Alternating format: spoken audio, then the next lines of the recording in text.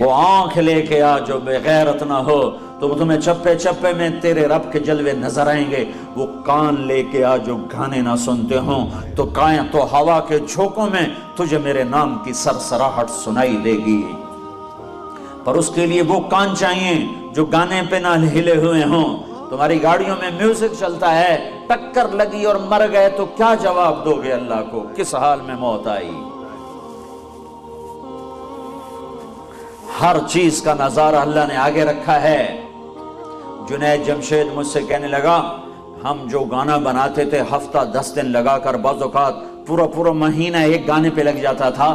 وہ گانا 3.5 منٹ کا بنتا ہے، 3.5 منٹ کا ایک گانا بنتا ہے، 3.5 منٹ۔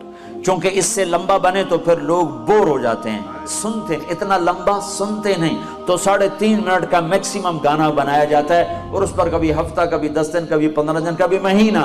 میں نے کہا پاگل دیوانے، میرا رب میرے نبی کا فرمان ہے جنت کا پہلا نغمہ جو اللہ سنائے گا وہ 70 سال لمبا ہوگا۔ 70 منٹ کا نہیں ہوگا، 70 سال ایک ہی دھن سنتے رہو گے، ایک ہی راگ سنتے رہو گے۔ اس راگ میں اتنی راگنیاں ہوں گی کہ 70 برس کے بعد اللہ تمہیں دوسری چیز میں لگائے گا، تم کہو گے یہ سن دے روی ایسا ہو گیا ایسا ہے۔ پر یہ وہ کان سنیں گے جو دنیا میں میوزک نہیں سنتے۔ اگر یہاں میوزک سنو گے تو وہاں کے میوزک سے اللہ تمہیں محروم کر دے گا۔ اللہ جنت کی لڑکیوں سے کہے گا آ جاؤ، پھر تمہیں کہے گا آ جاؤ جو دنیا میں میوزک نہیں سنتے تھے، یہ شرط لگائے گا آ جاؤ جو اوسلوں میں گانا نہیں سنتے تھے، آج تمہارا رب تمہیں جنت کا گیت سناتا ہے۔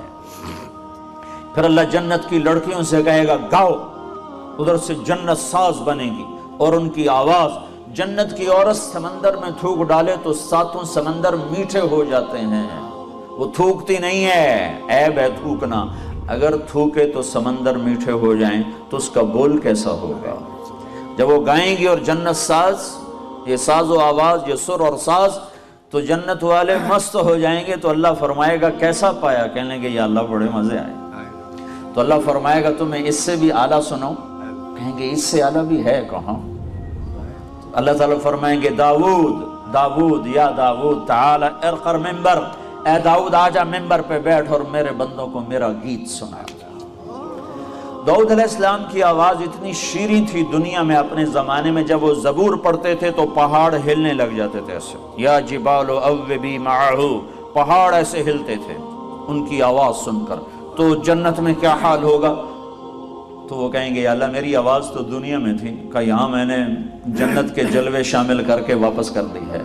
جب داؤد علیہ السلام سر اٹھائیں گے اور ساتھ ساز آئے گا تو جنت والوں کو اپنا آپ ہی بھول جائے گا۔ پھر کہیں گے ہاں میرے رب، ہاں میرے بندو، اللہ کہے گا کیسا پایا؟ کہیں گے یا اللہ بڑا مزہ آیا۔ تو اللہ تعالیٰ فرمائیں گے اب تو میں اس سے بھی اچھا سنوں؟ کہیں گے اچھا اس سے بھی اچھا ہے؟ کہاں؟ یا حبیبی یا محمد، اے میرے حبیب، اے محمد، تعال ارقل ممبر، آجا ممبر پہ بیٹھ، اب تیری باری ہے، تو میرے بندوں کو سنا۔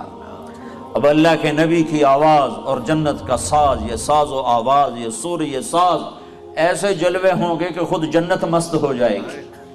اللہ فرمائیں گے کیسا ہے؟ کہیں گے زبردست، چس آ گئی ہے۔ تو اللہ تعالیٰ فرمائیں گے اس سے اچھا سنو؟ کہیں گے یا اللہ کیا اس سے اچھا بھی کوئی ہے؟ کہاں؟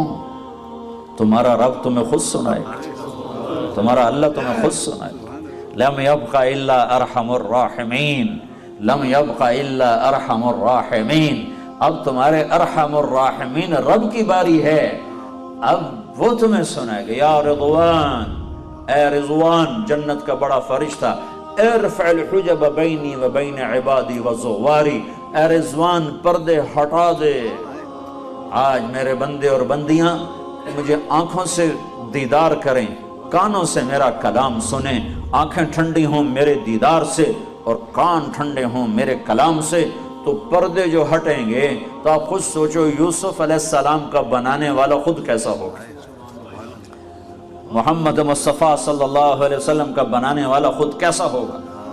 پردے ہٹیں گے اور اللہ سامنے، وہ اتنا ہی کافی ہو جائے گا، اللہ نہ بولے تو ہی مست ہو جائیں گے۔